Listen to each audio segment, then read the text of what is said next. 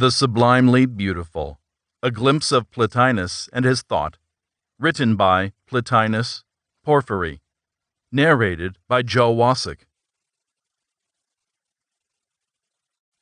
Life of Plotinus and Order of His Ideas by Porphyry, written when about 70 years of age. 1. Plotinus, like Porphyry, despised his physical nature, but a picture of him was secured. Plotinus, the philosopher, who lived recently, seemed ashamed of having a body. Consequently, he never spoke of his family or home. Lycopolis, now Syout, in the Thebaid in Egypt. He never would permit anybody to perpetuate him in a portrait or statue. One day that Emilius begged him to allow a painting to be made of him, he said, quote, "Is it not enough for me to have to carry around this image in which nature has enclosed us? Must I besides transmit to posterity the image of this image as worthy of attention?" End quote. As Emilius never succeeded in getting Plotinus to reconsider his refusal and to consent to give a sitting, Emilius begged his friend Carterius, the most famous painter of those times, to attend Plotinus's lectures, which were free to all. By dint of gazing at Plotinus, Carterius so filled his own imagination with Plotinus's features that he succeeded in painting them from memory. By his advice, Emilius directed Carterius in these labors, so that this portrait was of very good likeness.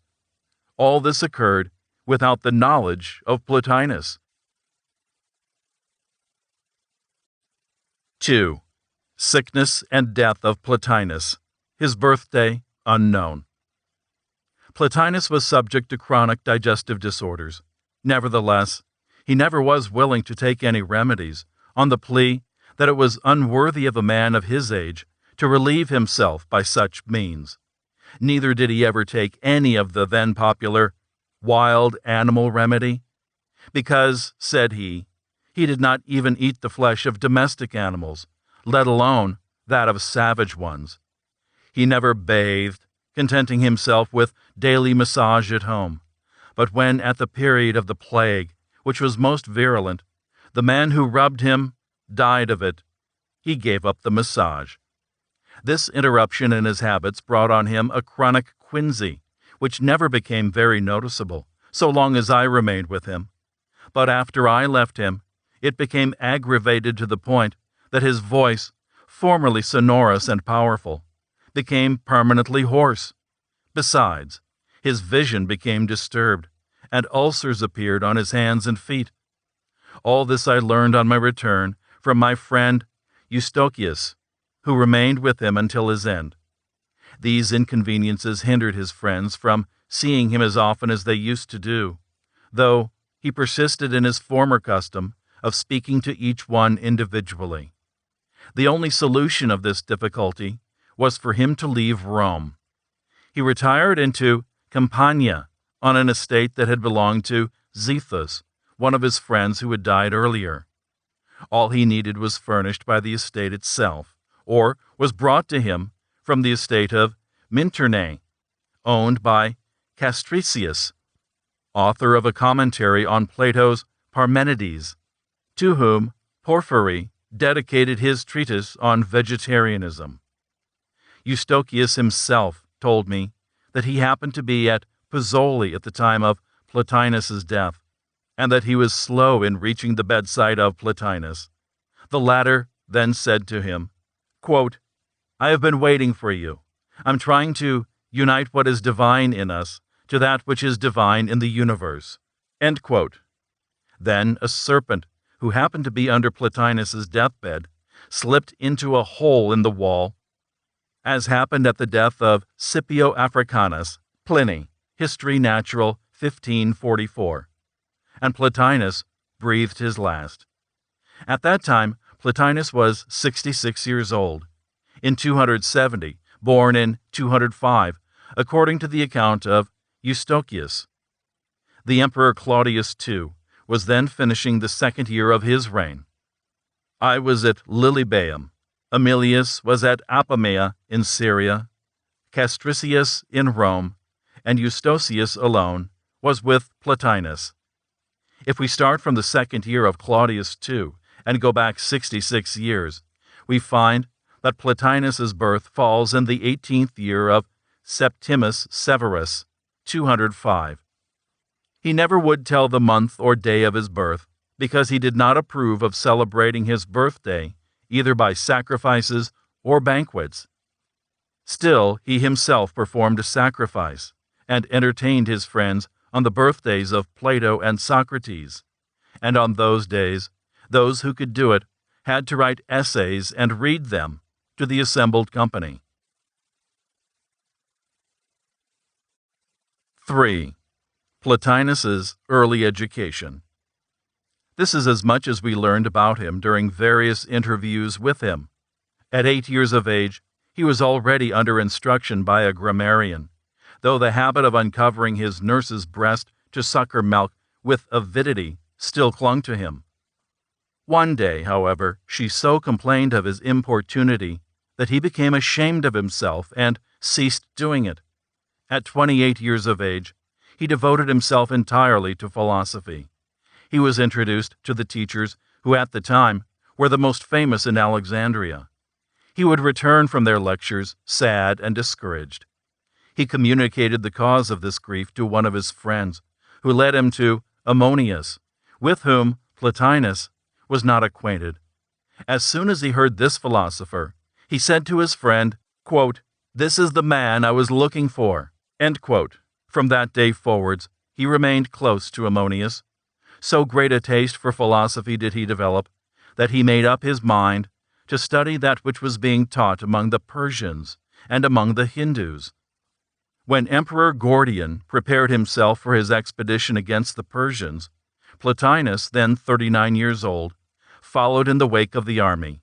He had spent between 10 to 11 years near Ammonius. After Gordian was killed in Mesopotamia, Plotinus had considerable trouble saving himself at Antioch. He reached Rome while Philip was emperor, and when he himself was 50 years of age. The school of Ammonius. Herennius, the pagan, Origen, and Plotinus had agreed to keep secret the teachings they had received from Ammonius. Plotinus carried out his agreement. Herennius was the first one to break it, and Origen followed his example. The latter limited himself to writing a book entitled Of Demons, and under the reign of Gallienus, he wrote another one to prove that, quote, "the emperor alone is the only poet," end quote. If the book was a flattery, which it is not likely, therefore it probably meant the king of the universe, that is, the divine intelligence, is the only demiurgic creator. Plotinus, an unsystematic teacher. For a long period, Plotinus did not write anything. He contented himself with teaching orally what he had learned from Ammonius.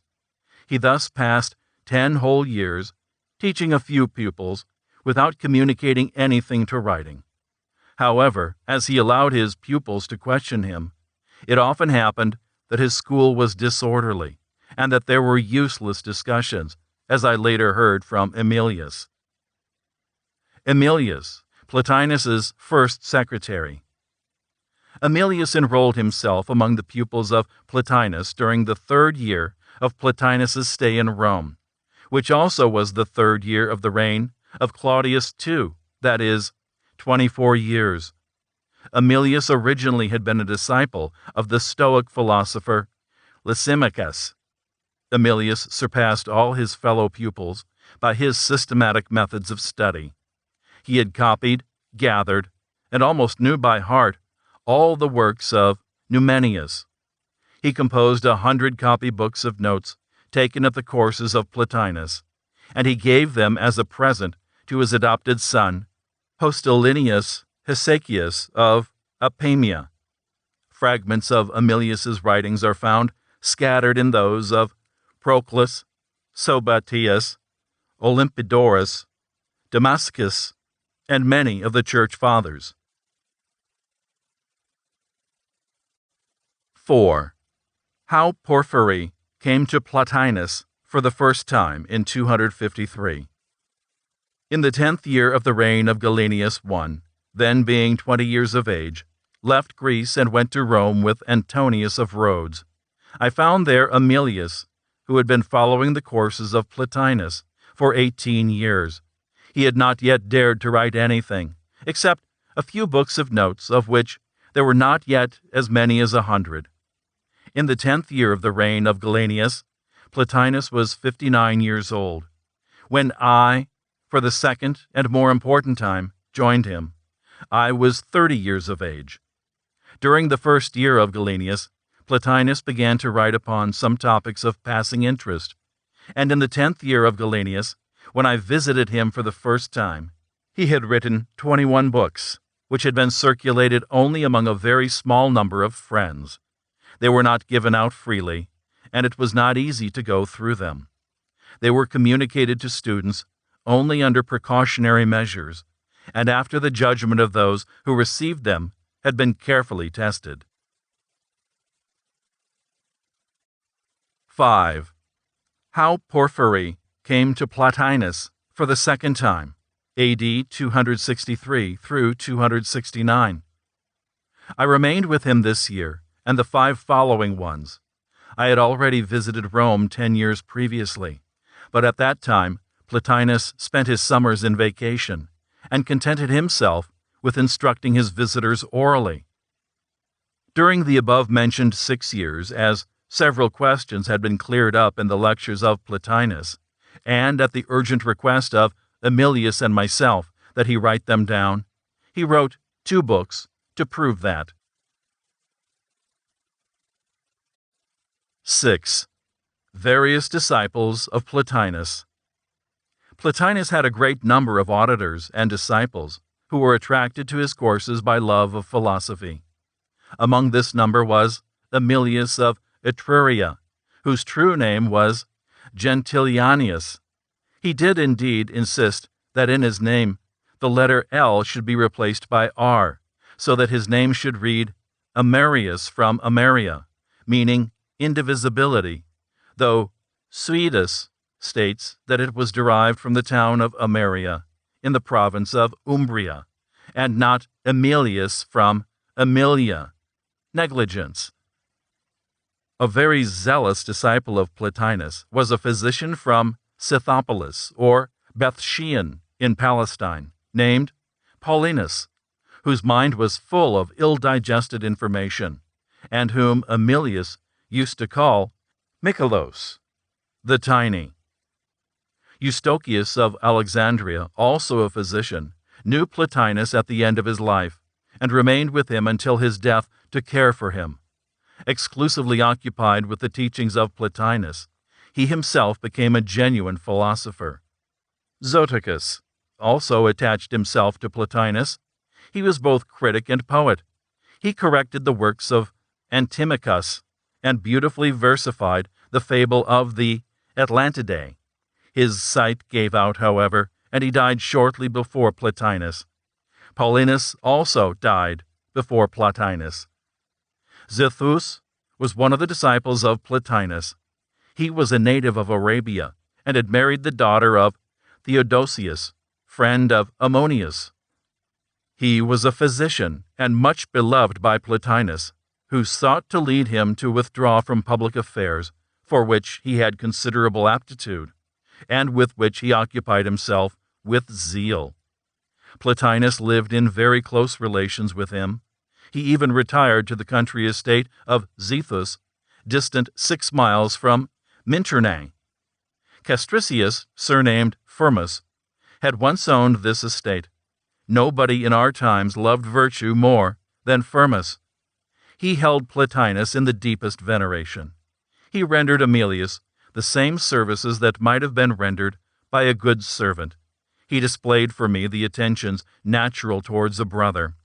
Nevertheless, this man who was so attached to Plotinus remained engaged in public affairs. Several senators also came to listen to Plotinus. Marcellus, Orontius, Sabinillus, and Rogatianus applied themselves under Plotinus to the study of philosophy. The latter, who also was a member of the Senate, had so detached himself from the affairs of life that he had abandoned all his possessions, dismissed all his attendants, and renounced all his dignities. On being appointed praetor at the moment of being inaugurated, while the lictors were already waiting for him, he refused to sally forth and carry out any of the functions of this dignity. He even failed to dwell in his own house, to avoid needless pomp. He visited his friends, boarding and sleeping there. He took food only every other day, and by this dieting, after having been afflicted with gout to the point of having to be carried around in a litter, he recovered his strength and stretched out his hands as easily as any artisan, though formerly his hands had been incapacitated. Plotinus was very partial to him. He used to praise him publicly, and pointed him out as a model to all who desired to become philosophers. Another disciple of Plotinus was Serapion of Alexandria. At first, he had been a rhetorician, and only later applied himself to philosophy. Nevertheless, he was never able to cure himself of fondness for riches or usury. Me, also Porphyry, a native of Tyre, Plotinus admitted to the circle of his intimate friends, and he charged me to give the final revision to his works. 7. Personal characteristics of Plotinus. Once Plotinus had written something, he could neither retouch nor even reread what he had done, because his weak eyesight made any reading very painful. His penmanship was poor. He did not separate words, and his spelling was defective. He was chiefly occupied with ideas. Until his death, he continuously persisted in this habit, which was for us all a subject of surprise. When he had finished composing something in his head, and when he then wrote what he had meditated on, it seemed as if he copied a book. Neither in conversation nor in discussion did he allow himself to be distracted from the purpose of his thoughts, so that he was able at the same time to attend to the needs of conversation, while pursuing the meditation of the subject which busied him. When the person who had been talking with him went away, he did not reread what he had written before the interruption, which, as has been mentioned above, was to save his eyesight. He could later on take up the thread of his composition as if the conversation had been no obstacle to his attention. He therefore was able simultaneously to live with others and with himself. He never seemed to need recuperation from this interior attention, which hardly ceased during his slumbers, which, however, were troubled both by the insufficiency of food, for sometimes he did not even eat bread, and by this continuous concentration of his mind. 8. Plotinus as guardian and arbitrator. There were women who were very much attached to him. There was his boarding-house keeper, Gemina, and her daughter, also called Gemina. There was also Amphicelia, wife of Aristo, son of Jamblichus, all three of whom were very fond of philosophy. Several men and women of substance, being on the point of death, entrusted him with their boys and girls and all their possessions as being an irreproachable trustee, and the result was that his house was filled with young boys and girls. Among these was Polemo, whom Plotinus educated carefully, and Plotinus enjoyed hearing Polemo recite original verses. He used to go through the accounts of the managers with care, and saw to their economy. He used to say that until these young people devoted themselves entirely to philosophy, their possessions should be preserved intact, and see that they enjoyed their full incomes. The obligation of attending to the needs of so many wards did not, however, hinder him from devoting to intellectual concerns a continuous attention during the nights. His disposition was gentle, and he was very approachable by all who dwelt with him. Consequently, although he dwelt full 26 years in Rome, and though he was often chosen as arbitrator in disputes, never did he offend any public personage. 9. How Plotinus treated his adversary, Olympias. Among those who pretended to be philosophers, there was a certain man named Olympias. He lived in Alexandria, and for some time had been a disciple of Ammonius. As he desired to succeed better than Plotinus, he treated Plotinus with scorn, and developed sufficient personal animosity against Plotinus to try to bewitch him by magical operations. However, Olympias noted that this enterprise was really turning against himself, and he acknowledged to his friends that the soul of Plotinus must be very powerful, since it was able to throw back upon his enemies the evil practices directed against him. The first time that Olympias attempted to harm him, Plotinus, having noticed it, said, quote, "At this very moment, the body of Olympias is undergoing convulsions, and is contracting like a purse." End quote.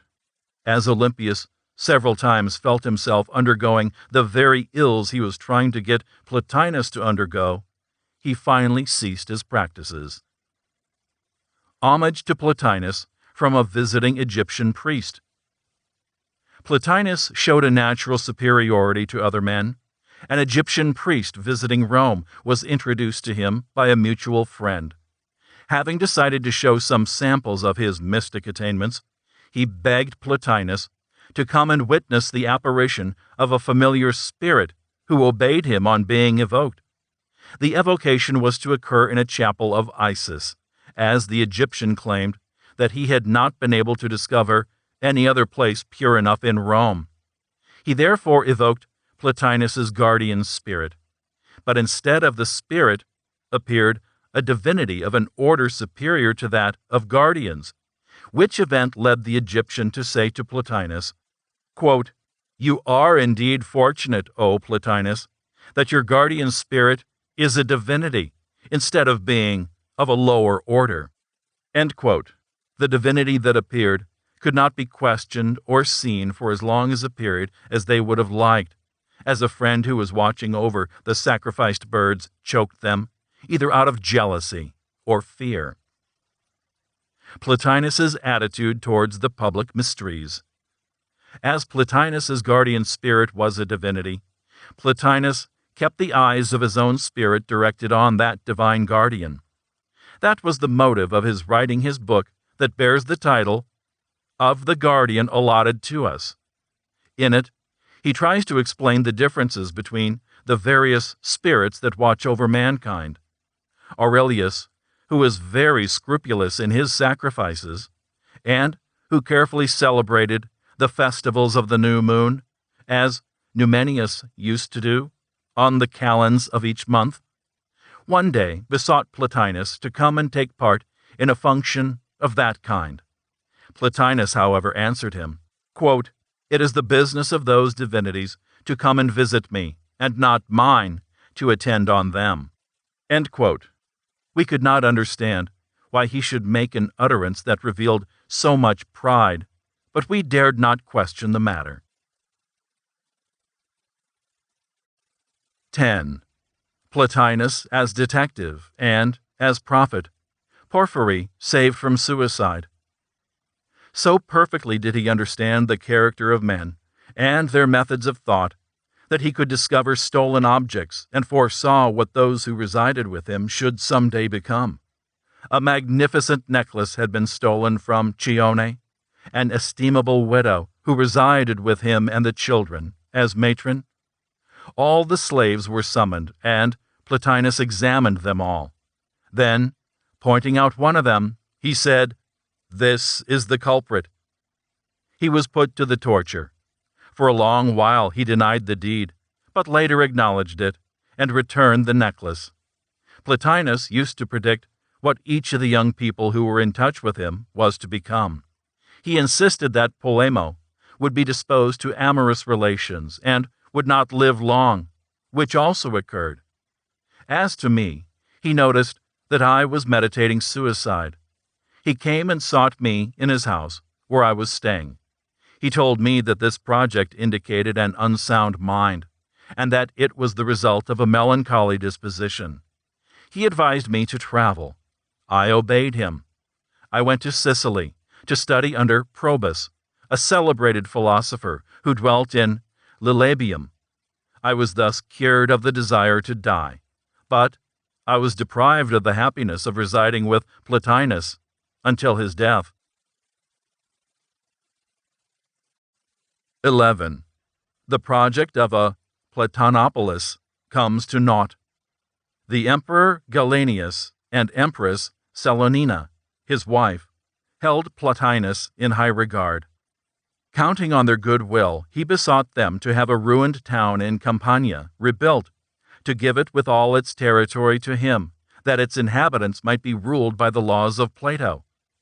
Plotinus intended to have it named Platonopolis, and to go and reside there with his disciples. This request would easily have been granted, but that some of the emperor's courtiers opposed this project either from spite, jealousy, or other unworthy motive. 12. Personal characteristics of Plotinus's delivery. In his lectures, his delivery was very good. He knew how to make immediate, apposite replies.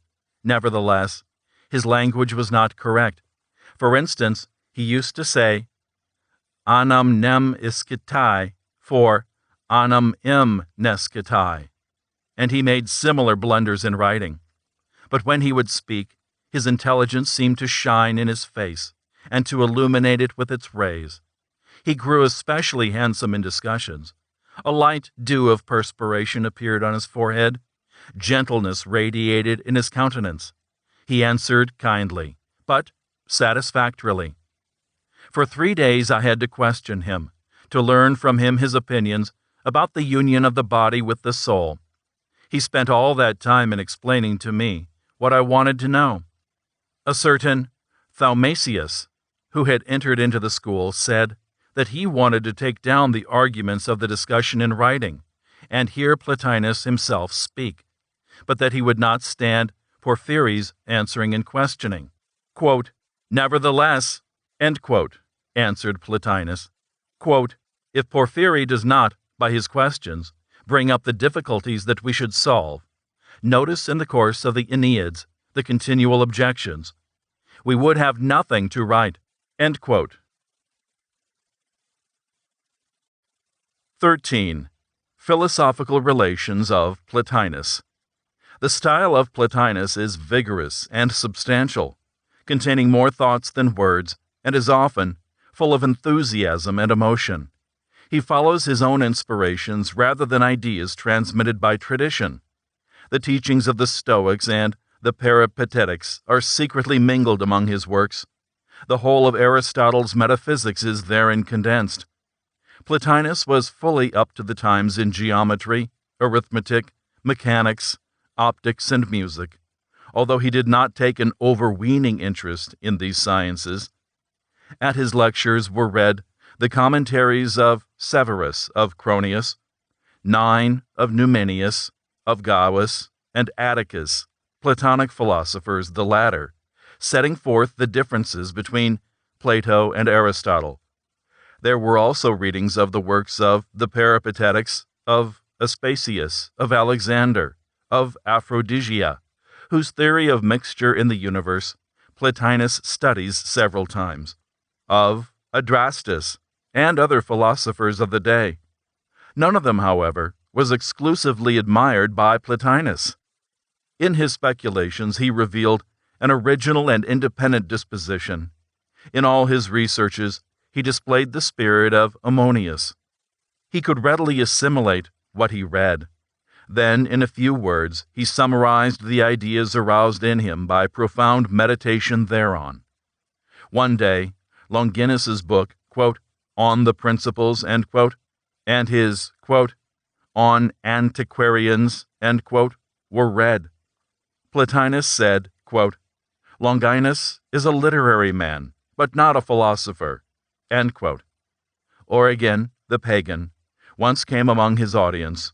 Plotinus blushed and started to rise. Origen, however, besought him to continue. Plotinus, however, answered that it was only natural for lecturers to cease talking when they were aware of the presence in the audience of people who already knew what was to be said. Then, after having spoken a little longer, he rose. 14. Porphyry earned recognition at the school of Plotinus. At a celebration of Plato's birthday, I was reading a poem about the mystic marriage of the soul, when somebody doubted my sanity because it contained both enthusiasm and mysticism. Plotinus spoke up and said to me loud enough to be heard by everybody, quote, "You've just proved to us that you are at the same time poet, philosopher, and hierophant." End quote. On this occasion, the rhetorician Diophanes read an apology on the utterances of Alcibiades in Plato's Banquet, and he sought to prove that a disciple who seeks to exercise himself in virtue should show unlimited complaisance for his teacher, even in case the latter were in love with him. Plotinus rose several times, as if he wanted to leave the assembly. Nevertheless, he restrained himself, and after the audience had dispersed, he asked me to refute the paper. As Diophanes would not communicate it to me, I recalled his arguments and refuted them, and then I read my paper before the same auditors as those who had heard what had been said by Diophanes. I pleased Plotinus so much that several times he interrupted me by the words, quote, "Strike that way, and you will become the light of men." End quote. When Eubulius, who was teaching Platonism in Athens, sent to Plotinus some papers on Platonic subjects, Plotinus had then given to me to examine them and report to him about them. He also studied the laws of astronomy, but not as a mathematician would have done. He carefully studied astrology, but realizing that no confidence could be placed in its predictions, he took the trouble to refute them several times in his work. 15. Plotinus's polemic against the Gnostics. At that time there were many Christians, among whom were prominent sectarians who had given up the ancient philosophy of Plato and Pythagoras, such as Adelphius and Aquilinius. They esteemed and possessed the greater part of the works of Alexander of Libya, of Philocomus, of Demostrates, and of Lytus. They advertised the revelations of Zoroaster, of Zostrian, of Nicotheus, of Allogenus, of Mesus, and of several others. These sectarians deceived a great number of people, and even deceived themselves, insisting that Plato had not exhausted the depths of intelligible being, or essence. That is why Plotinus refuted them at length in his lectures, and wrote the book that we have named Against the Gnostics. The rest of their books he left me to investigate. Aemilius wrote as much as 40 books to refute the work of Zostrian, and, as to me, I demonstrated by numerous proofs that this alleged Zoroastrian book was apocryphal and had only recently been written by those of that ilk who wished to make people believe that their doctrines had been taught by Zoroaster. 16. Start of the Emilio-Porphyrian controversy over Numenius. The Greeks insisted that Plotinus had appropriated the teachings of Numenius. Trypho, who was both a Stoic and a Platonist, insisted on this to Aemilius, who wrote a book that we have entitled, quote, On the Difference Between the Teachings of Plotinus and Numenius, end quote. He dedicated it to me under the title, quote, To Basil, end quote. The king recently used as a name, quote, royal, end quote. That was my name before I was called, quote, Porphyry, end quote. The, quote, purple one, end quote. In my own home language, Phoenician, I used to be called, quote, Malchus, end quote. That was my father's name, and in Greek, quote, Malchus, end quote, is translated by, quote, Basilius, end quote, Basil, or king.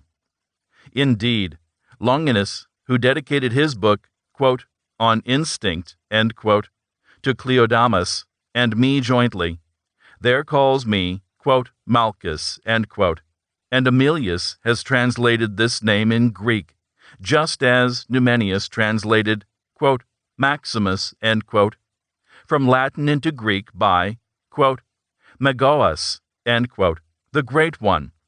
I will quote the letter in full. Quote, Greetings from Emilius to Basil, Royal or Purple One. Quote, You may be sure that I did not have the least inclination even to mention some otherwise respectable people who, to the point of deafening you, insist that the doctrines of our friend Plotinus are none other than those of Numenius of Apamea. It is evident enough that these reproaches are entirely due to their desire to advertise their oratorical abilities. Possessed with the desire to rend Plotinus to pieces, they dare to go as far as to assert that he is no more than a babbler, a forger, and that his opinions are impossible. But, since you think that it would be well for us to seize the occasion to recall to the public the teachings of which we approve in Plotinus's system of philosophy, and in order to honor so great a man as our friend Plotinus by spreading his teachings, although this really is needless, inasmuch as they have long since become celebrated, I comply with your request, and in accordance with my promise, I am hereby inscribing to you this work which, as you well know, I threw together in 3 days. You will not find in it that system and judiciousness natural to a book composed with care. They are only reflections suggested by the lectures, received from Plotinus, and arranged as they happen to come to mind. I therefore throw myself on your indulgence, especially as the thought of Plotinus, that philosopher whom some people are slandering to us, is not easy to grasp, because he expresses the same ideas in different manners in accordance with the exigencies of the occasion. I am sure you will have the goodness to correct me if I happen to stray from the opinions of Plotinus. As the tragic poet says somewhere, being overwhelmed with the pressure of duties, I find myself compelled to submit to criticism and correction if I am discovered in altering the doctrines of our leader. You see how anxious I am to please you. Farewell. End quote. 17. Polemic between Emilius and Porphyry. Emilius teaches Porphyry. I have quoted this letter in full to show that, even in the times of Plotinus himself, it was claimed that Plotinus had borrowed and advertised as his own teachings of Numenius. Also, that he was called a trifler, and in short, that he was scorned, which happened chiefly because he was not understood. Plotinus was far from the display and vanity of the sophists. When lecturing, he seemed to be holding a conversation with his pupils. He did not try to convince you by a formal argument. This I realized from the first when attending his courses. I wished to make him explain himself more clearly by writing against him a work to prove that the intelligible entities subsist outside of intelligence. Plotinus had Emilius read it to him, and after the reading, he laughingly said to him, quote, It would be well for you to solve these difficulties that Porphyry has advanced against me, because he does not clearly understand my teachings. End quote. Emilius, indeed, wrote a rather voluminous work to answer my objections. In turn, I responded. Emilius wrote again. This third work at last made me understand, but not without difficulty, the thought of Plotinus, and I changed my views, reading my retraction at a meeting. Since that time, I've had complete confidence in the teachings of Plotinus. I begged him to polish his writings, and to explain his system to me more at length. I also prevailed upon Emilius to write some works. 18. How the works of Plotinus were put into shape. You may judge of the high opinion of Plotinus held by Longinus from a part of a letter he addressed to me. I was in Sicily. He wished me to visit him in Phoenicia, and desired me to bring him a copy of the works of that philosopher. This is what he wrote to me about the matter.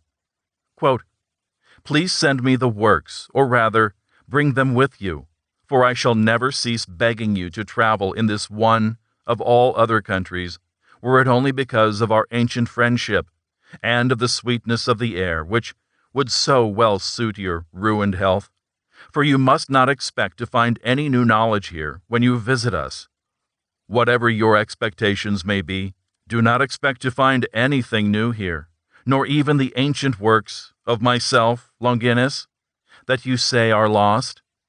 There is such a scarcity of copyists here, that since I have been here, I have hardly been able to get what I lacked of Plotinus here by introducing my copyist to abandon his usual occupations, to devote himself exclusively to this work.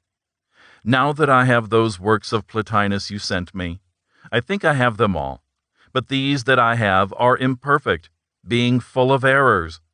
I had supposed that our friend Emilius had corrected the errors of the copyist, but his occupations have been too pressing to allow of his attending to this. However passionately I desire to examine what Plotinus has written about the soul and about existence, I do not know what use to make of his writings. These are precisely those of his words that have been most miswritten by the copyists. That is why I wish you would send them to me transcribed exactly. I would compare the copies and return them promptly. I repeat that I beg you not to send them, but to bring them yourself with the other works of Plotinus, which might have escaped Emilius. All those he brought here I have had transcribed exactly, for why should I not most zealously seek works so precious? I have often told you, both when we were together and apart, and when you were at Tyre, that Plotinus's works contained reasonings of which I did not approve, but that I liked and admired his ability of writing, his concise and forceful style, and the genuinely philosophical arrangement of his discussions. I am persuaded that those who seek the truth must place the works of Plotinus among the most learned." End quote. 19. Opinion of Longinus, the great critic, about Plotinus. I've made this rather long quotation only to show what was thought of Plotinus by the greatest critic of our days, the man who had examined all the works of his time. At first, Longinus had scorned Plotinus, because he had relied on the reports of people ignorant of philosophy. Moreover, Longinus supposed that the copy of the works of Plotinus he had received from Emilius was defective, because he was not yet accustomed to the style of Plotinus. Nevertheless, if any one had the works of Plotinus in their purity, it was certainly Emilius, who possessed a copy made upon the originals themselves. I will further add what was written by Longinus about Plotinus, Emilius, and the other philosophers of his time, so that the reader may better appreciate this great critic's high opinion of them. This book, directed against Plotinus and Gentilianus Emilius, is entitled, quote, "Of the Limit of Good and Evil," end quote, and begins as follows, quote, "There were, O Marcellus Orontius, many philosophers in our time, and especially in the first years of our childhood, for it is useless to complain of their rarity at the present. But when I was still a youth, there were still a rather goodly number of men celebrated as philosophers. I was fortunate enough to get acquainted with all of them, because I traveled early with our parents in many countries. Visiting many nations and towns, I entered into personal relations with such of these men as were still alive. Among these philosophers, some committed their teachings to writings, with the purpose of being useful to posterity, while others thought that it was sufficient for them to explain their opinions to their disciples. Among the former are the Platonists, Euclides, Democritus, who wrote commentaries on the Alcibiades, on the Phaedo, and on the metaphysics of Aristotle; Proclinus, who dwelt in the Troad; Plotinus and his disciple Gentilianus Emilius, who are at present teaching at Rome; the Stoics Themistocles, Phoebion, and both Annius and Medius, who were much talked of only recently; and the Peripatetian Heliodorus of Alexandria. Among those who did not write their teachings are the Platonists Ammonius Saccas and the pagan Origen, who lived with him for a long while, and who excelled among the philosophers of that period. Also, Theodotus and Eubulius, who taught at Athens. Of course, they did write a little. Origen, for instance, wrote about, quote, the guardian spirits, end quote, and Eubulius wrote commentaries on the Philebus and on the Gorgias and, quote, observations on Aristotle's objections against Plato's Republic, end quote.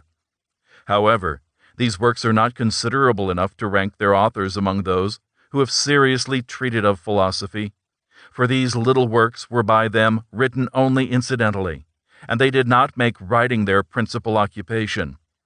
The Stoics, Herminus, Lysimachus, Athenaeus, and Musonius, author of, quote, memorable events, end quote, translated in Greek by Claudius Pollio, who lived in Athens; the Peripatetians Ammonius and Ptolemy, who were the most learned of their contemporaries, especially Ammonius, whose erudition was unequaled. None of these philosophers wrote any important work. They limited themselves to writing poems or festal orations, which have been preserved in spite of them. I doubt very much that they wished to be known by posterity merely by books so small and unrepresentative, since they had neglected to acquaint us with their teachings in more significant works. Among those who have left written works, some have done no more than gather or transcribe what has been left to us from the ancient philosophers. Among these are Euclides, Democritus, and Proclinus. Others limited themselves to recalling some details extracted from ancient histories, and they tried to compose books with the same materials as their predecessors, as did Annius, Medius, and Phoebio, the latter one trying to make himself famous by style rather than by thought. To these we might add Heliodorus, who has put in his writings nothing that had been not said by the ancients, without adding any philosophical explanation. But Plotinus and Gentilianus Emilius have shown that they really made a profession of being writers, both by the great number of questions they treated and by the originality of their doctrines. Plotinus explained the principles of Pythagoras and Plato more clearly than his predecessors, for neither Numenius nor Cronius nor Moderatus nor Thrasyllus come anywhere near the precision of Plotinus when they touch on the same topics. Emilius tried to follow in his footsteps and adopted the greater part of his ideas, but differs from him in the verbosity of his demonstrations and the diffusion of his style. The writings of these two men alone deserve special consideration, for what is the use of criticizing the works of imitators, had we not better study the authors whose works they copied, without any additions, either in essential points or in argumentation, doing more than choosing out the best? This has been our method of procedure in our controversy with Gentilianus Emilius's strictures on justice in Plato's works, and in my examination of Plotinus's books on the ideas.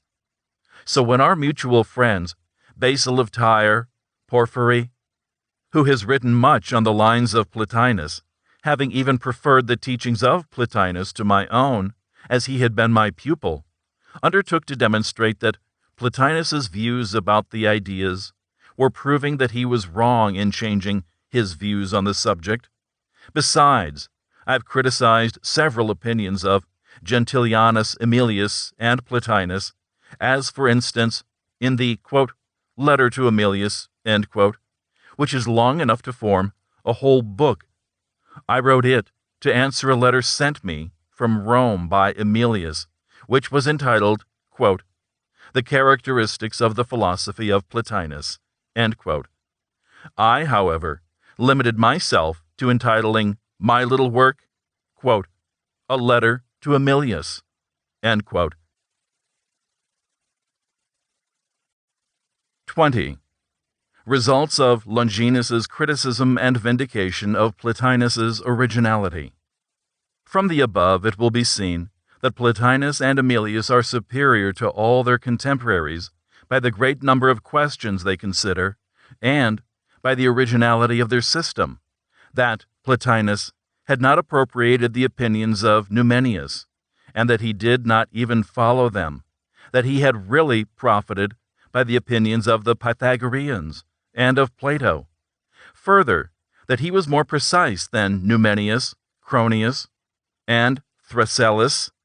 After having said that Emilius followed in the footsteps of Plotinus, but that he was prolix and diffuse in his expositions, which characteristic forms the difference between their styles, he speaks of me, who at that time had known Plotinus for only a short time, and says, quote, Our mutual friends, Basil, king, of Tyre, Porphyry, who has written much, taking Plotinus as his model, end quote. By that he means that I have avoided the rather unphilosophical diffuseness of Emilius, and have imitated the concise style of Plotinus.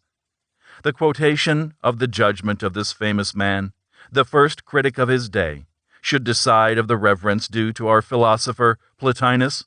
If I had been able to visit Longinus when he begged me to do so, he would not have undertaken the refutation he wrote, before having clearly understood Plotinus's system.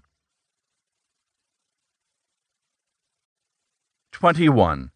Personal characteristics of Plotinus, the ecstatic trances.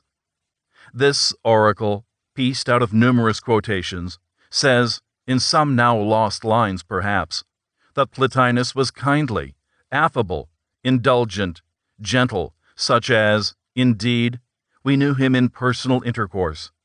It also mentions that this philosopher slept little, that his soul was pure, ever aspiring to the divinity that he loved wholeheartedly, and that he did his utmost to liberate himself from terrestrial domination, quote, to escape the bitter waves of this cruel life, end quote.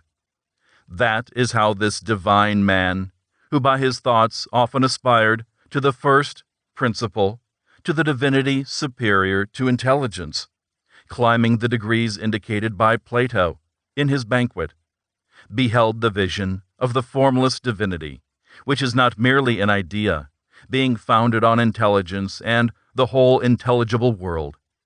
I myself had the blessed privilege of approaching this divinity, uniting myself to him, when I was about 68 years of age. That is how, quote, the goal that Plotinus sought to achieve seemed to him located near him, end quote. Indeed, his goal, his purpose, his end, was to approach the supreme divinity and to unite himself with the divinity. While I dwelt with him, he had 4 times the bliss of reaching that goal, not merely potentially, but by real and unspeakable experience. The oracle adds that the divinities frequently restored Plotinus to the right path when he strayed from it, quote, enlightening his eyes by radiant splendor, end quote. That is why it may truthfully be said that Plotinus composed his works while in contemplation of the divinities and enjoying that vision.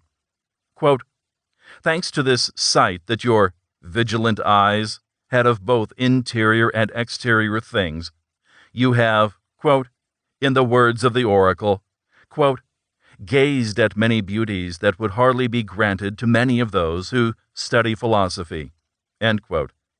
Indeed, the contemplation of men may be superior to human contemplation, but compared to divine knowledge, if it be of any value whatever, it, nevertheless, could not penetrate the depths reached by the glances of the divinities. Till here, the oracle had limited itself to indicating what Plotinus had accomplished while enclosed in the vesture of the body. It then proceeds to say that he arrived at the assembly of the divinities, where dwell friendship, delightful desire, joy, and love, communicating with the divinity, where the sons of God, Minos, Rhadamanthus, and Acis, are established as the judges of souls. Plotinus joined them, not to be judged, but to enjoy their intimacy, as did the higher divinities. There indeed dwell Plato, Pythagoras, and the other sages who formed the choir of immortal love. Reunited with their families, the blessed angels spend their life, quote, in continued festivals and joys, end quote, enjoying the perpetual beatitude granted them by divine goodness. On Beauty. Introduction. It may seem wonderful that language, which is the only method of conveying our conceptions, should, at the same time, be an hindrance to our advancement in philosophy, but the wonder ceases when we consider that it is seldom studied as the vehicle of truth, but is too frequently esteemed for its own sake, independent of its connection with things. This observation is remarkably verified in the Greek language, which, as it is the only repository of ancient wisdom, has, unfortunately for us, been the means of concealing in shameful obscurity the most profound researches and the sublimest truths. That words, indeed, are not otherwise valuable than as subservient to things, must surely be acknowledged by every liberal mind, and will alone be disputed by him who has spent the prime of his life and consumed the vigor of his understanding in verbal criticisms and grammatical trifles. And if this is the case, every lover of truth will only study a language for the purpose of procuring the wisdom it contains, and will doubtless wish to make his native language the vehicle of it to others. For, since all truth is eternal, its nature can never be altered by transposition, though by this means its dress may be varied, and become less elegant and refined. Perhaps even this inconvenience may be remedied by sedulous cultivation. At least, the particular inability of some ought not to discourage the well-meant endeavors of others.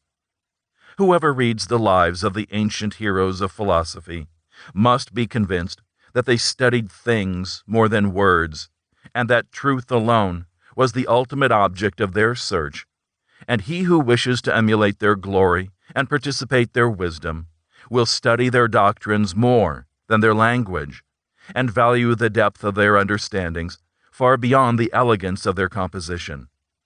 The native charms of truth will ever be sufficient to allure the truly philosophic mind, and he who has once discovered her retreats will surely endeavor to fix a mark by which they may be detected by others. But, though the mischief arising from the study of words is prodigious, we must not consider it as the only cause of darkening the splendors of truth and obstructing the free diffusion of her light. Different manners and philosophies have equally contributed to banish the goddess from our realms, and to render our eyes offended with her celestial light. Hence we must not wonder that, being indignant at the change and perceiving the empire of ignorance rising to unbounded dominion, she has retired from the spreading darkness and concealed herself in the tranquil and divinely lucid regions of mind. For we need but barely survey modern pursuits to be convinced how little they are connected with wisdom, since to describe the nature of some particular place, the form, situation, and magnitude of a certain city, to trace the windings of a river to its source, or delineate the aspect of a pleasant mountain, to calculate the fineness of the silkworm's threads, and arrange the gaudy colors of butterflies, in short, to pursue matter through its infinite divisions, and wander in its dark labyrinths, is the employment of the philosophy in vogue.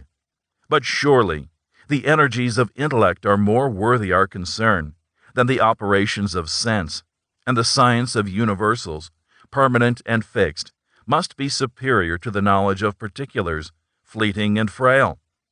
Where is a sensible object to be found, which abides for a moment the same, which is not either rising to perfection or verging to decay, which is not mixed and confused with its contrary, whose flowing nature no resistance can stop, nor any art confine?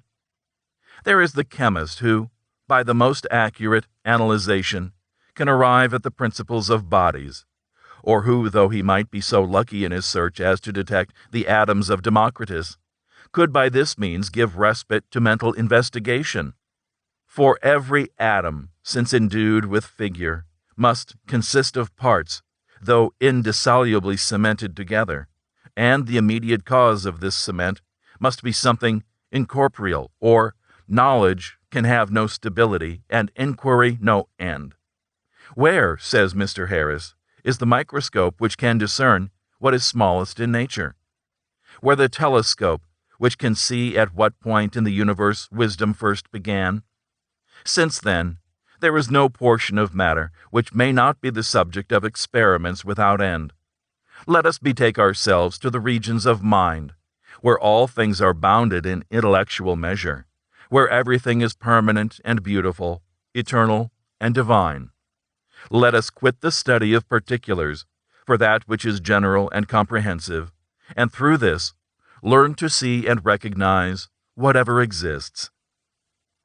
With a view to this desirable end, I have presented the reader with a specimen of that sublime wisdom which first arose in the colleges of the Egyptian priests, and flourished afterwards in Greece, which was there cultivated by Pythagoras under the mysterious veil of numbers, by Plato in the graceful dress of poetry, and was systematized by Aristotle, as far as it could be reduced into scientific order, which, after becoming in a manner extinct, shone again with its pristine splendor among the philosophers of the Alexandrian school, was learnedly illustrated with Asiatic luxuriancy of style by Proclus, was divinely explained by Imbylcus, and profoundly delivered in the writings of Plotinus. Indeed, the works of this last philosopher are particularly valuable to all who desire to penetrate into the depths of this divine wisdom. From the exalted nature of his genius, he was called intellect by his contemporaries, and is said to have composed his books under the influence of divine illumination. Porphyry relates in his life that he was 4 times united by an ineffable energy with the divinity, which, however such an account may be ridiculed in the present age, will be credited by everyone who has properly explored the profundity of his mind. The facility and vehemence of his composition was such that when he had once conceived a subject, he wrote as from an internal pattern, without paying much attention to the orthography or reviewing what he had written, for the celestial vigor of his intellect rendered him incapable of trifling concerns, and in this respect inferior to common understandings, as the eagle, which in its bold flight pierces the clouds, skims the surface of the earth with less rapidity than the swallow. Indeed, a minute attention to trifles is inconsistent with great genius of every kind, and it is on this account that retirement is so absolutely necessary to the discovery of truths of the first dignity and importance. For how is it possible to mix much with the world without imbibing the false and puerile conceptions of the multitude, and without losing that true elevation of soul, which comparatively despises every mortal concern? Plotinus, therefore, conscious of the incorrectness of his writings, arising from the rapidity, exuberance, and daring sublimity of his thoughts, committed their revision to his disciple Porphyry, who, though inferior in depth of thought to his master, was, on account of his extraordinary abilities, called by way of eminence the philosopher. The design of the following discourse is to bring us to the perception of the beautiful itself, even while connected with a corporeal nature, which must be the great end of all true philosophy, and which Plotinus happily obtained. To a genius, indeed, truly modern, with whom the crucible and the air pump are alone the standards of truth, such an attempt must appear ridiculous in the extreme. With these, nothing is real but what the hand can grasp or the corporeal eye perceives, and nothing useful but what pampers the appetite or fills the purse. But unfortunately, their perceptions, like Homer's frail dreams, pass through the ivory gate, and are consequently empty and fallacious, and contain nothing belonging to the vigilant soul.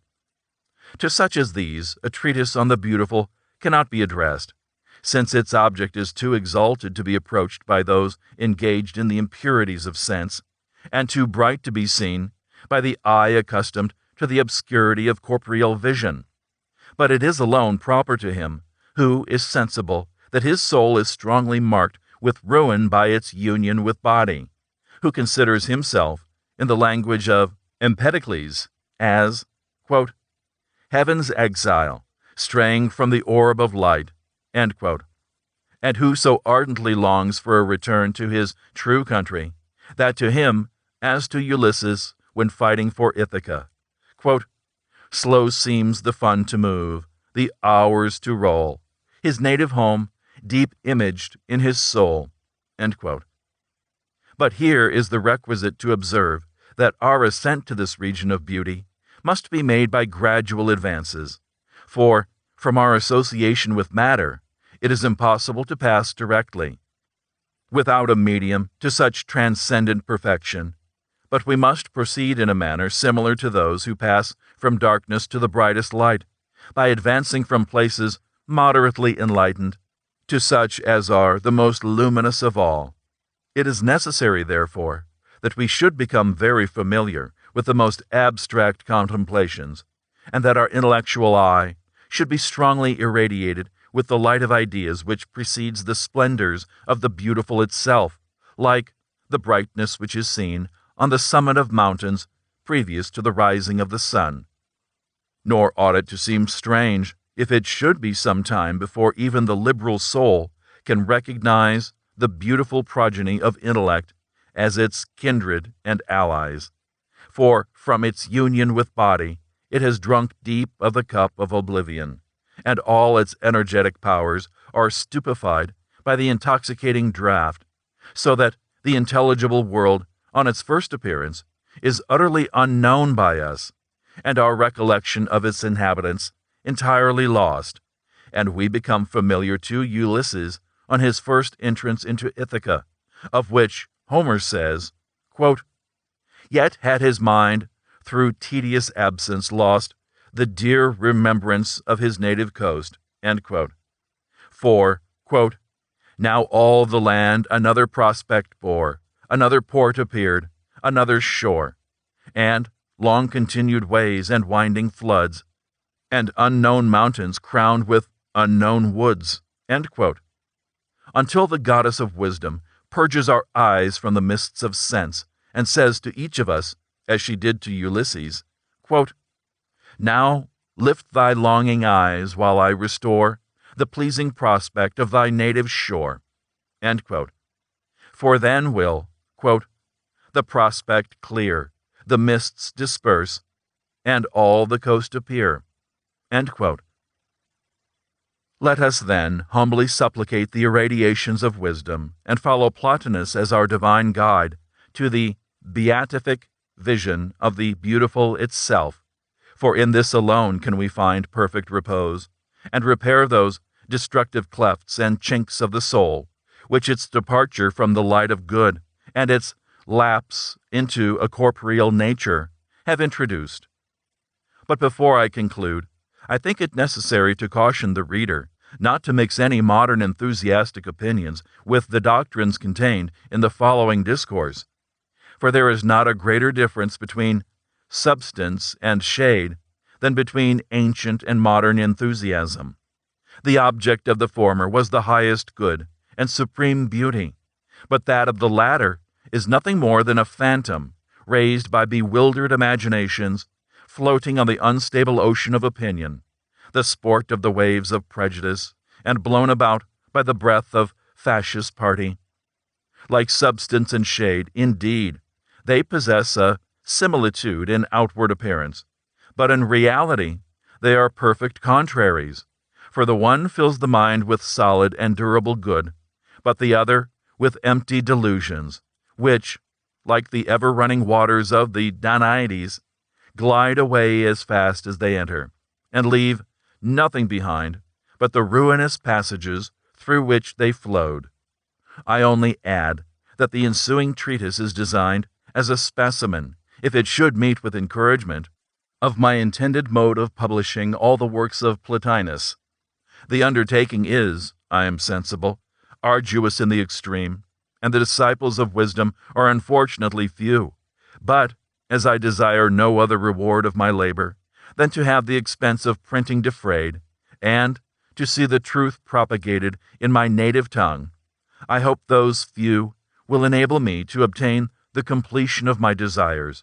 For then, to adopt the words of Ulysses, quote, "That view vouchsafed, let instant death surprise, with ever during shade these happy eyes."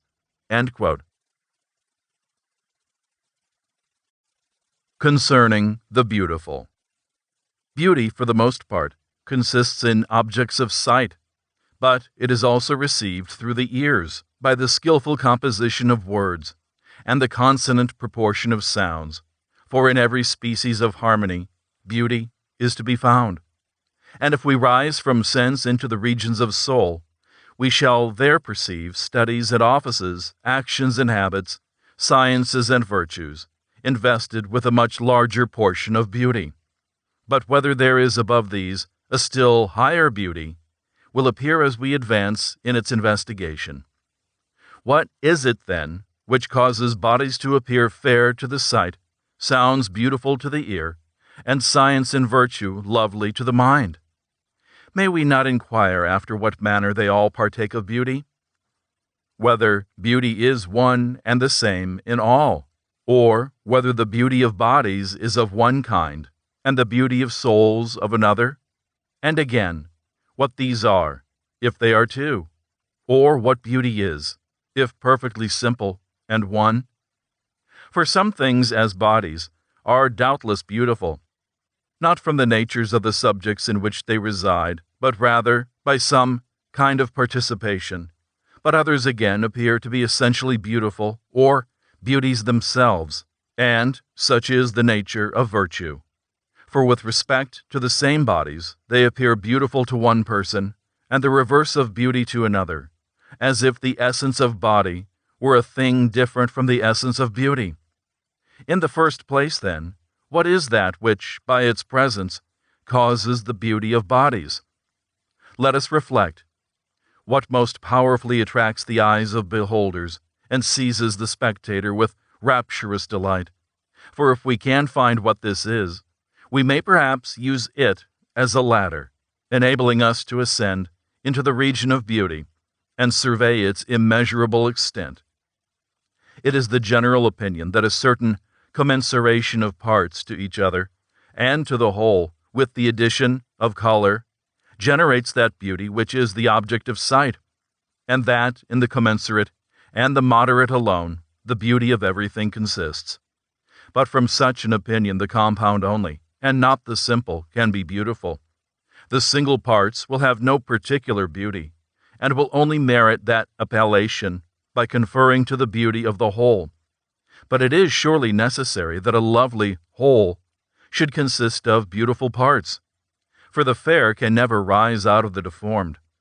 But from such a definition it follows that beautiful colors and the light of the sun, since they are simple and do not receive their beauty from commensuration, must be excluded the regions of beauty. Besides, how from such an hypothesis can gold be beautiful, or the glittering of night and the glorious spectacle of the stars?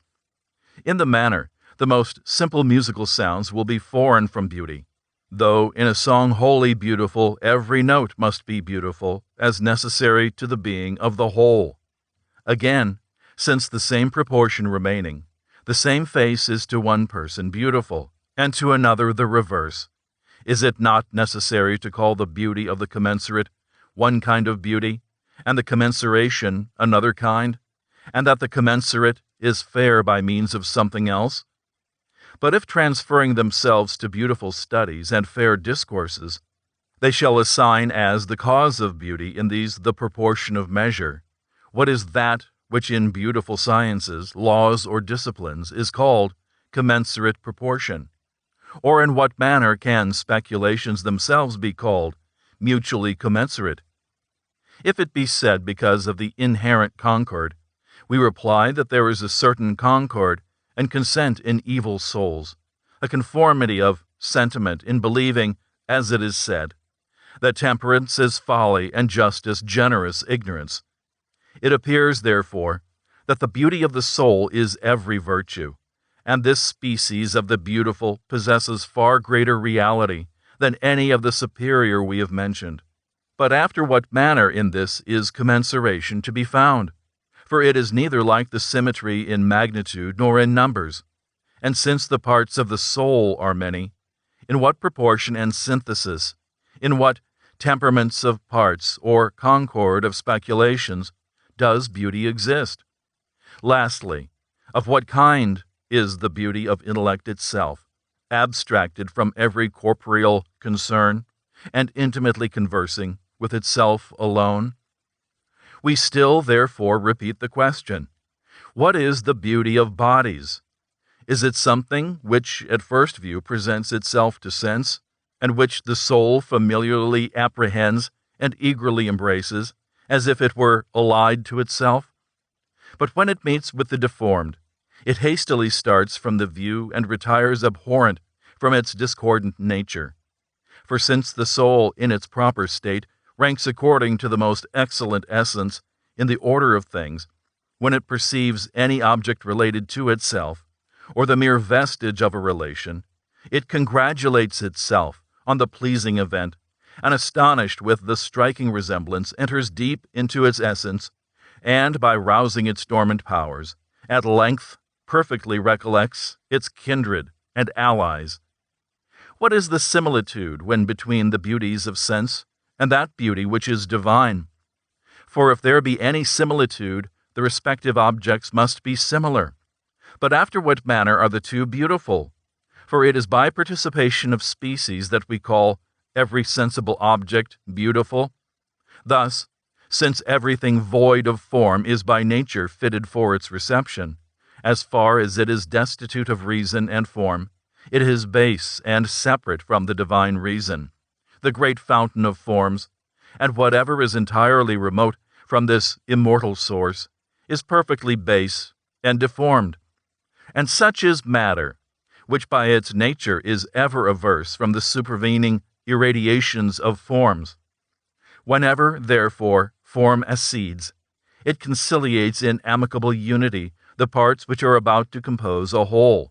For being itself one is not wonderful that the subject of its power should tend to unity, as far as the nature of a compound will admit.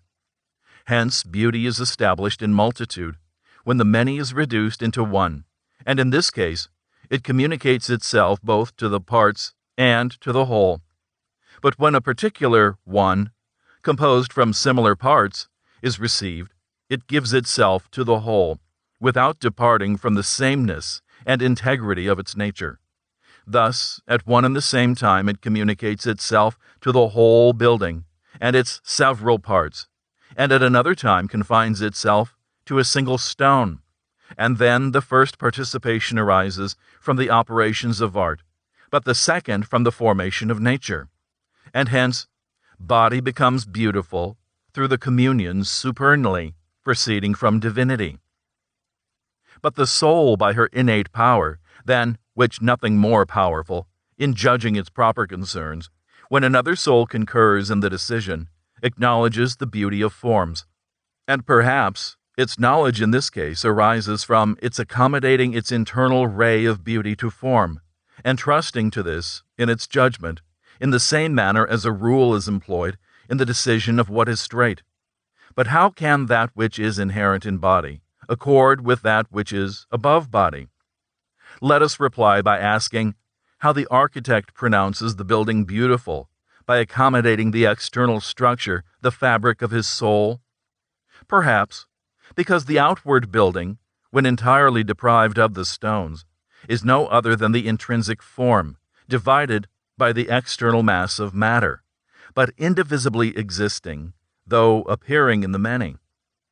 When therefore sense beholds the form in bodies at strife with matter, binding and vanquishing its contrary nature, and sees form gracefully shining forth in other forms, it collects together the scattered whole, and introduces it to itself and to the indivisible form within, and renders its consonant congruous and friendly to its own intimate form. Thus, to the good man, virtue shining forth in youth is lovely, because consonant to the true virtue which lies deep in the soul. But the simple beauty of color arises, when light, which is something incorporeal, and reason and form, entering the obscure involutions of matter, irradiates and forms its dark and formless nature.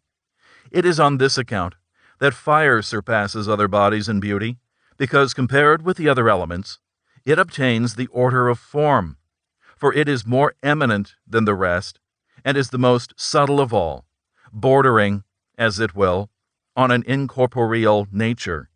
And, too, that though impervious itself, it is intimately received by others, for it imparts heat, but admits no cold. Hence, it is the first nature which is ornamented with color, and is the source of it to others, and on this account it beams forth exalted like some immaterial form. But when it cannot vanquish its subject, as participating but a slender light, it is no longer beautiful, because it does not receive the whole form of color. Again, the music of the voice rouses the harmony latent in the soul, and opens her eye to the perception of beauty, existing in many the same. But it is the property of the harmony perceived by sense to be measured by numbers, yet not in every proportion of number or voice, but in that alone which is obedient to the production and consequent of its species. And this much for the beauties of sense, which, like images and shadows flowing into matter, adorn with spectacles of beauty its formless being, and strike the respective senses with wonder and delight. But it is now time, leaving every object of sense far behind, to contemplate, by a certain ascent, a beauty of a much higher order, a beauty not visible to the corporeal eye, but alone manifest to the brighter eye of the soul, independent of all corporeal aid. However, since without some previous perception of beauty, it is impossible to express by words the beauties of sense, but we must remain in the state of the blind, so neither can we ever speak of the beauty of offices and sciences, and whatever is allied to these, if deprived of their intimate possession.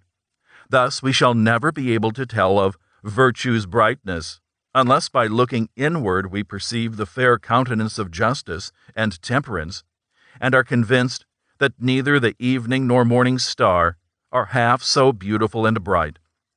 But it is requisite to perceive objects of this kind by that eye, by which the soul beholds such real beauties. Besides, it is necessary that whoever perceives this species of beauty should be seized with much greater delight and more vehement admiration than any corporeal beauty can excite, as now embracing beauty real and substantial. Such affections, I say, ought to be excited about true beauty as admiration and sweet astonishment, desire also, and love, and a pleasant trepidation. For all souls, as I may say, are affected in this manner about invisible objects, but those, the most who have the strongest propensity to their love, as it likewise happens about corporeal beauty, for all equally perceive beautiful corporeal forms, yet all are not equally excited, but lovers in the greatest degree. But it may be allowable to interrogate those who rise above sense concerning the effects of love in this manner. Of such we inquire, What do you suffer respecting fair studies, and beautiful manners, virtuous works, affections and habits, and the beauty of souls? What do you experience on perceiving yourselves lovely within? After what manner are you roused, as it were, to a bacchanalian fury, striving to converse with yourselves, and collecting yourselves separate from the impediments of body? For thus are true lovers enraptured. But what is the cause of those wonderful effects? It is neither figure, nor color, nor magnitude, but soul herself, fair through temperance, and not with the false gloss of color, and bright with the splendors of virtue herself. And this you experience as often as you turn your eye inwards, or contemplate the amplitude of another's soul, the just manners, the pure temperance, fortitude, venerable by her noble countenance, and modesty and honesty, walking with an intrepid step, and a tranquil and steady aspect. And what crowns the beauty of them all, constantly receiving the irradiations of a divine intellect? In what respect, then, shall we call these beautiful? For they are such as they appear, nor did ever anyone behold them, and not pronounce them realities. But as yet reason desires to know how they cause the loveliness of the soul, and what that grace is in every virtue which beams forth to view like light. Are you then willing, we should assume, the contrary part, and consider what in the soul appears deformed? For perhaps it will facilitate our search, if we can thus find what is base in the soul, and from whence it derives its original. Let us suppose a soul deformed to be one intemperate and unjust, filled with a multitude of desires, a prey to foolish hopes and vexed with idle fears, through its diminutive and avaricious nature, the subject of envy, employed solely in the thought of what is immoral and low, bound in the fetters of impure delights, living the life, whatever it may be, peculiar to the passion of body, and so totally merged in sensuality as to esteem the base pleasant, and the deformed beautiful and fair. But may we not say that this baseness approaches the soul as an adventitious evil, under the pretext of adventitious beauty, which, with great detriment, renders it impure, and pollutes it with much depravity, so that it neither possesses true life nor true sense, but is endued with a slender life through its mixture of evil, and this worn out by the continual depredations of death, no longer perceiving the objects of mental vision, nor permitted any more to dwell with itself, because ever hurried away to things obscure, external, and low. Hence, becoming impure, and being on all sides snatched in the unceasing whirl of sensible forms, it is covered with corporeal stains, and wholly given to matter, contracts deeply its nature, loses all its original splendor, and almost changes its own species into that of another, just as the pristine beauty of the most lovely form would be destroyed by its total immersion in mire and clay. But the deformity of the first arises from inward filth, of its own contracting, of the second, from the ascension of some foreign nature. If such a one then desires to recover his former beauty, it is necessary to cleanse the infected parts, and thus, by a thorough purgation, to resume his original form. Hence, then if we assert that the soul, by her mixture, confusion and commerce with body and matter, becomes thus base, our assertion will, I think, be right. For the baseness of the soul consists in not being pure and sincere, and as the goal is deformed by the adherence of earthly clods, which are no sooner removed than on a sudden the goal shines forth with its native purity, and then becomes beautiful, when separated from natures foreign from its own, and when it is content with its own purity for the possession of beauty. So the soul, when separated from the sordid desires engendered by its too great immersion in body, and liberated from the dominion of every perturbation, can thus, and thus only, blot out the base stains imbibed from its union with body, and thus, becoming alone, will doubtless expel all the turpitude contracted from a nature so opposite to its own.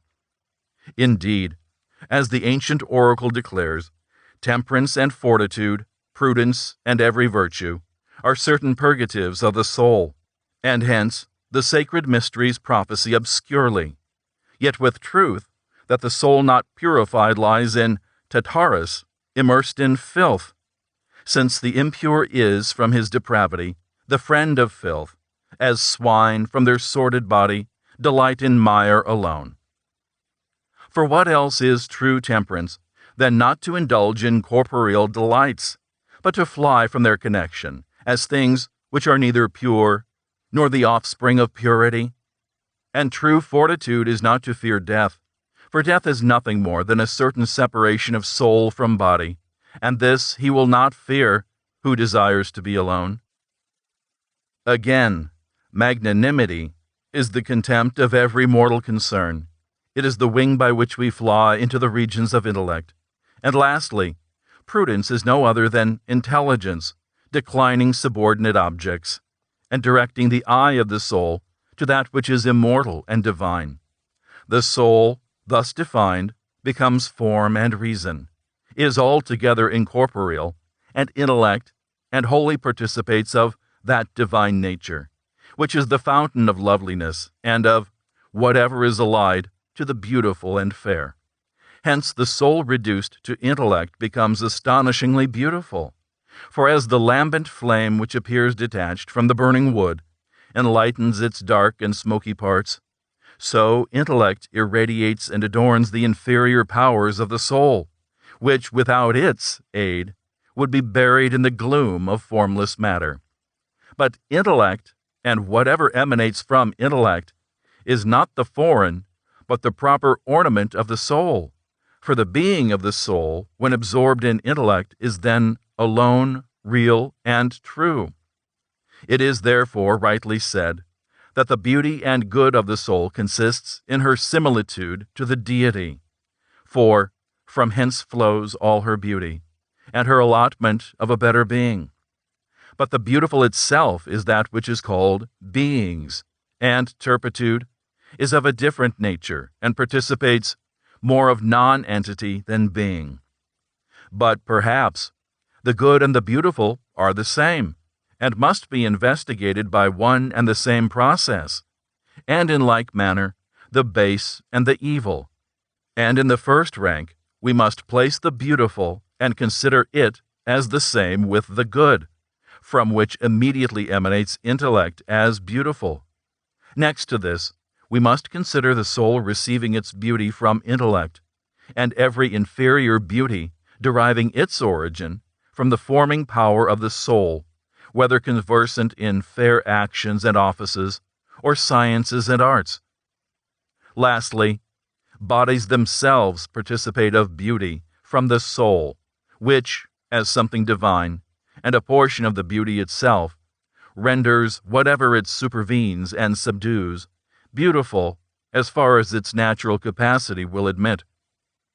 Let us therefore reascend to the good itself, which every soul desires, and in which it can alone find perfect repose. For if anyone shall become acquainted with this source of beauty, he will then know what I say, and after what manner he is beautiful. Indeed, whatever is desirable is a kind of good, since to this desire tends. But they alone pursue true good, who rise to intelligible beauty, and so far only tend to good itself, as far as they lay aside the deformed vestments of matter, with which they become connected in their descent. Just as those who penetrate into the holy retreats of sacred mysteries are first purified, and then divest themselves of their garments, until someone by such a process, having dismissed everything foreign from the God by himself alone, beholds the solitary principle of the universe, sincere, simple, and pure, from which all things depend, and to whose transcendent perfections the eyes of all intelligent natures are directed, as the proper cause of being, life, and intelligence. With what ardent love, with What strong desire will he who enjoys this transporting vision be inflamed while vehemently affecting to become one with this supreme beauty? For this it is ordained that he who does not yet perceive him, yet desires him as good, but he who enjoys the vision is enraptured with its beauty, and is equally filled with admiration and delight. Hence, such a one is agitated with a salutary astonishment, is affected with the highest and truest love, derides vehement affections and inferior loves, and despises the beauty which he once approved. Such, too, is the condition of those who, on perceiving the forms of gods or demons, no longer esteem the fairest of corporeal forms. What then must be the condition of that being who beholds the beautiful itself? In itself perfectly pure, not confined by any corporeal bond, neither existing in the heavens nor in the earth, nor to be imagined by the most lovely form imagination can conceive, since these are all adventitious and mixed, and mere secondary beauties, proceeding from the beautiful itself. If then anyone should ever behold that which is the source of munificence to others, remaining in itself while it communicates to all, and receiving nothing, because possessing an inexhaustible fullness, and should so abide in the intuition as to become similar to his nature, what more of beauty can such a one desire? For such beauty, since it is supreme in dignity and excellence, cannot fail of rendering its votaries lovely and fair. Add, too, that since the object of contest to souls is the highest beauty, we should strive for its acquisition with unabated ardor, lest we should be deserted of that blissful contemplation which, whoever pursues in the right way, becomes blessed from the happy vision, and which he who does not obtain is unavoidably unhappy. For the miserable man is not he who neglects to pursue fair colors and beautiful corporeal forms, who is deprived of power, and falls from dominion and empire, but he alone who is destitute of this divine possession, for which the ample dominion of the earth and sea, and the still more extant empire of the heavens, must be relinquished and forgot, if despising and leaving these far behind, we ever intend to arrive at substantial felicity by beholding the beauty itself. What measures, then, shall we adopt? What machine employ, or what reason consult, by means of which we may contemplate this ineffable beauty, a beauty abiding in the most divine sanctuary, without ever proceeding from its sacred retreats, lest it should be beheld by the profane and vulgar eye? We must enter deep into ourselves, and leaving behind the objects of corporeal sights, no longer look back after any of the accustomed spectacles of sense.